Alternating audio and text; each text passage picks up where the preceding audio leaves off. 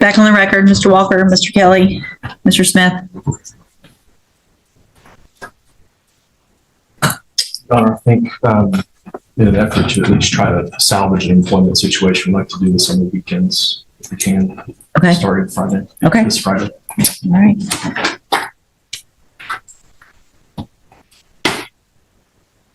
Okay, so Mr. Walker, I'm going to find that you previously entered your plea of guilty freely and voluntarily. I'm going to find sufficient evidence to find you guilty, and at this time find you guilty of driving while intoxicated, third or more. Sentence you in accordance with your agreement to a term of 10 years in prison, but probate that. You'll be on probation for 10 years. You're ordered to pay a $1,000 fine to follow all of the rules and conditions of probation. You are ordered to serve the 10 days mandatory upfront. That will start this weekend, Friday at 6 p.m. on the 22nd. You need to be at the Jefferson County Correctional Facility by 6 p.m. And then you will be every Friday for 5 weekends. You'll be there at 6 p.m. Do not be late. Obviously can't skip a weekend, and definitely don't show up intoxicated. Some people think if they're going to show up intoxicated and then they'll sleep it off for a couple of days. Bad idea. Obviously, if any of those things happen with regard to you doing those 10 days, it's a violation of your probation and you'll immediately be back in here. So nobody wants that. I am going to order that you follow any and all conditions after a full substance abuse assessment that probation thinks is necessary. Whatever outpatient treatment at this time, you will be required to do that they require, whether you think you need it or not. Okay. And that will be in Mississippi. And so whatever programs there are that you'll be required to do, whether it's just AANA or if it's some type of other outpatient program, you are required as a condition of your probation to do whatever it is that they order or say for you to do, because I'm going to order that. You'll be ordered to have the Scram device for at least some amount of time. Now, I know it's been a long time since this offense. So the case has been pending some time. You've been doing well, but I just need to make sure that everyone is safe, that you're doing what you're supposed to be doing, and then we'll go from there. If for some reason there's an issue with regard to that, just talk to Mr. Kelly. He'll get with me, and then we'll work something out. But for now, at the beginning, at least of the probation, it's going to be a little more strict. Things will ease up if you're doing fine, and then we won't have any issues. Does that make sense? You don't like this, do you? Not at all. Not at all. Well, guess what? You want to go do your 10 days today? Doesn't matter. I mean, but you are, Mr. Walker. I'm seeing the exact same. Here's the thing. I'm seeing the exact same through your face, through your body language, through how you're answering my questions, the exact same thing that probation put in this report. You are put off by the fact that you're in trouble. No one got you here but yourself. No one got you 6 DWIs but yourself. So being frustrated with me or probation or your attorney or the state's attorney or anyone else does you no good, because all it does is frustrate me and make me going to remember, if you violate your probation, I'm not going to forget today. And then I'm going to be frustrated that I gave you this opportunity, is what's going to happen. I don't want to lose my job, Judge. That's all. I don't want you to lose your job either, but you shouldn't have driven drunk for the 6th time. Nobody wants you to lose your job. We don't want to make things harder on you, but you have to have the same consequences as everyone else. It's mandatory. It's just mandatory. There's no ifs, ands, or buts about it. You got to do 10 days. You're lucky I'm giving you an opportunity to not go to jail today. So, I mean, and the more frustrated I get, the more likely that's going to happen. So if you do everything you're supposed to while you're on this probation, for all practical purposes, the case here in court's over. You'll serve that 10-year term while you are out on probation. If, however, you violate any condition of your probation, you will be back here in court and you will be facing that 10-year sentence that you've already agreed to. Do you understand? Yes. I'm handing you the trial court certification that shows this was an agreement that I followed, so you have waived your right to appeal. You're also being handed a written admonishment regarding your ineligibility to possess a firearm or ammunition. Because of the judgment entered against you, you're ineligible under Texas law to possess a firearm or ammunition. Possession of a firearm or ammunition could lead to charges against against you. Firearm is a legal term, and you should read the written admonishment I provide you to see what devices qualify as a firearm. If you have questions about the laws that make you ineligible to possess a firearm or ammunition, or about how long that lasts, you can talk to Mr. Kelly. My advice to you from this point forward with all of your probation, wherever it is, whether it's reporting by mail here or phone or whatever you have to do and in person in Mississippi, that you have a very different attitude than what you've shown.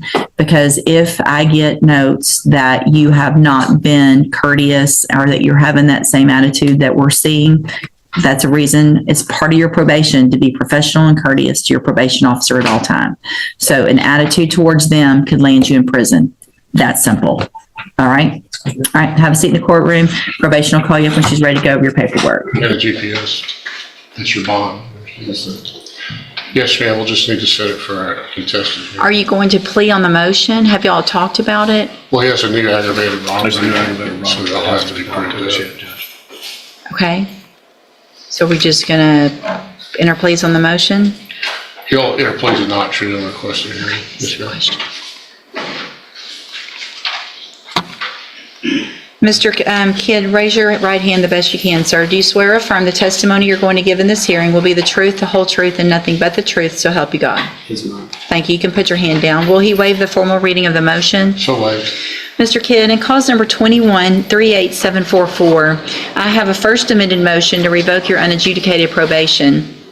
It shows that you were placed on probation November 16th of 2022 for the offense of robbery, a second-degree felony, and that was a 10-year deferred probation. Is that correct? Yes, ma'am. This motion alleges that you violated your probation. Count 1 alleges that you failed to work faithfully at suitable employment and provide verification of that. And is that true or not true? Not true. Count 2 alleges that you failed to immediately report your arrest to your probation officer from March 24th of 2024. Is that true or not true? Not true. Count 3 alleges that you were in an establishment licensed to serve alcoholic beverages March 24th of 2024 in violation of your probation. Is that true or not true? It's true. I was there, but it was in. Hang on, I just need trues or not true. Count 3 should have been. 4, I'm sorry, I skipped 3.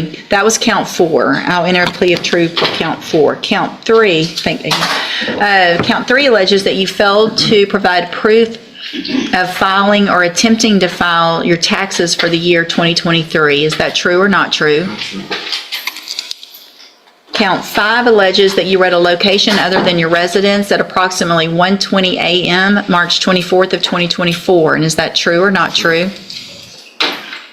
Count 6 alleges that you failed to provide verification of entering and successfully completing the anger management program. Is that true or not true? Not true. I'm sorry? Not true. Count 7 alleges that you failed to provide verification of completing the theft prevention class. Is that true or not true? Not true. Count 8 alleges that as of April 16th, 2024, you were $400 behind in payments of restitution to the victim. Is that true or not true? It's true. Count 9 alleges that you were behind in your court-assessed fees in the amount of $761 as of April 16th of 2024. Is that true or not true? It's true. Count 10 alleges that you failed to provide verification of entering and successfully completing the moral recognition therapy. Is that true or not true? Not true. Count 11 alleges that you committed the new offense of aggravated robbery February 19th of 2025. Is that true or not true? Not true. Count 12 alleges that you failed to report to the Jefferson County Probation Department since April 16th of 2024. Is that true or not true? Not true. Count 13 alleges that as of March 3rd of 2025, you're $1,813 behind in your fees. Is that true or not true? All right, so did you enter your pleas of true to counts 4, 5, 8, 9, and 13 freely and voluntarily? Those are the counts that you pled true to.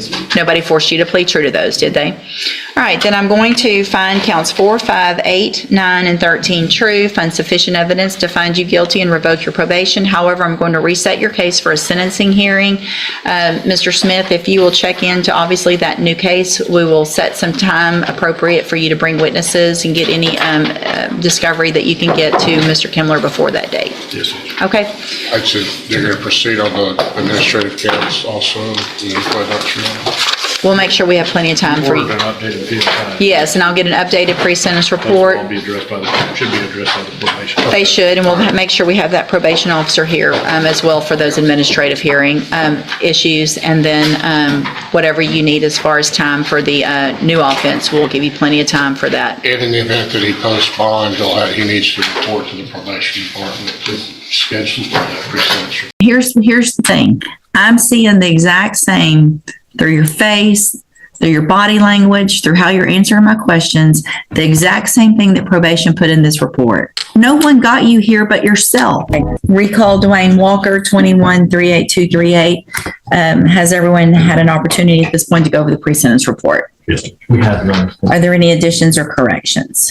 Not from the staff, not from the defense. Your Honor.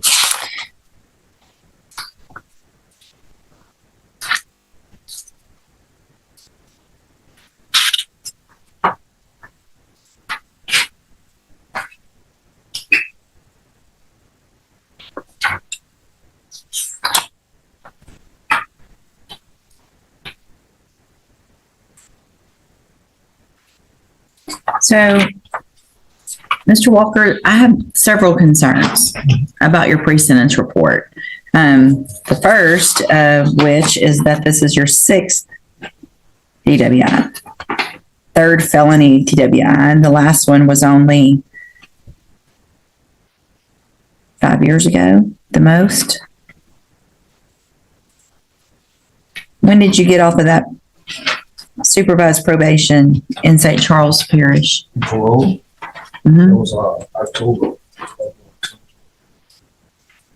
So you were on parole when you got this case in 2021. And then it goes on to say that you did a substance abuse assessment that showed you had a severe alcohol use disorder and that you were very evasive during that, that you have displayed a poor attitude, that you appeared to be annoyed by the whole process of this pre-sentence investigation, advise that you don't have an issue and that you don't need treatment.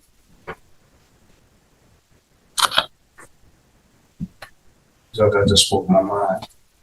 They asked me questions, I told them just how I felt and Right. everything, but that doesn't seem like the way I was treated when I said it, Okay. anything like that.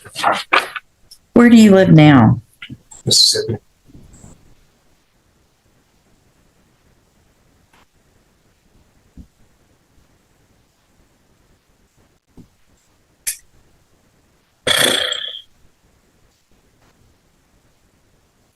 So obviously there's a 10-day period. Have y'all discussed that? 10 days y'all sanctioned? We have, Your Honor.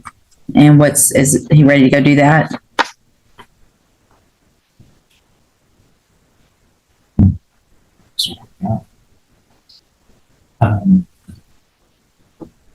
Naturally, we're aware that the court can start that today. Of Mhm. course. I wonder if the court would allow us just a small window here to figure out when we could start that in a way that would. Are you working? Yes, ma'am. His Where do you work? Mississippi. What's your schedule? 6 to 4:30. Monday through Friday? Yes, sometimes Saturday. Okay, so here's the thing. You have two options. You're going to do the whole 10 days at one time, and I would consider a very, very brief time for you to turn yourself to do that. The other option is to do that 10 days on weekends, but that means you won't be able to work Saturday. You're going to be driving in every single Friday for however many weekends in a row. You'll have to be here Friday at 6:00. You'll be released Sunday, and you'll do that for 5 weekends, I guess, to get your 10 days. It's not going to be skipping around and you picking your weekends or anything like that. It's 10 days. It's got to be done. And so I need to know, I guess, either talk to Mr. Kelly real quick or let me know what you want to do. Do you want to do the 10 days all at one time? Or do you want... Can we step back from the I mean, this isn't a surprise, right? No, we've discussed this. Okay. So, I mean, I'm not going to make you go today, but you have to get it done. I mean, you're lucky you're getting what you're getting. Okay. I don't want you to lose your job. That's not what anybody wants, but I have to make this where it's reasonable and it's not some crazy schedule where you're doing a day here and a day there. It has to be something where it gets taken care of. I'd also like to say something here, Judge. Yes. This was an agreement for 10 years probation with $1,000 fine, and then it was open as far as what treatment would be necessary. The state was recommending safety in this case. Based on his attitude to probation about not wanting treatment, and I feel like if he doesn't want it, then we're not going to spend the money to put him through it. But I need Mr. Walker to understand that if he violates, that is not going to be an option from us. He may get it from you, but I'm going to push hard for revocation because he had the opportunity for treatment up front. Okay. And I didn't see that anywhere, but if that was what your agreement was, Mr. Kelly, It was on the 3 papers. it was. And I was going to address it if the court brought it up. What I wanted to point It didn't make it on the front page. It didn't make it anywhere actually in the pre-sentence report. So, okay. to that point, for what it's worth for the record, the second page of this pre-sentence report is glaring, and we know that, and we've had that conversation a bunch of times before we ever got to the point where we were going to enter into a plea. The second half of that conversation is also the fact that there isn't another opportunity after this. There just isn't.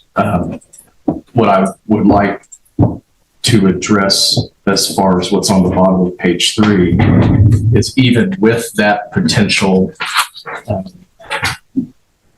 option exercised by the court, Ms. Caesar, I don't put words in her mouth, I'm saying how I'm reading this, she recommends that Dwayne do the scram. And I think that is a good option in this situation. I mean, it would be the scram in addition to the interlock. I mean, he's going to have an interlock. Yes. Okay. Yeah. So, okay. Let's go back. I understand that then, and I appreciate that point as well. Let's go back to the 10 days. You want to talk for a second? Just for a second. Okay.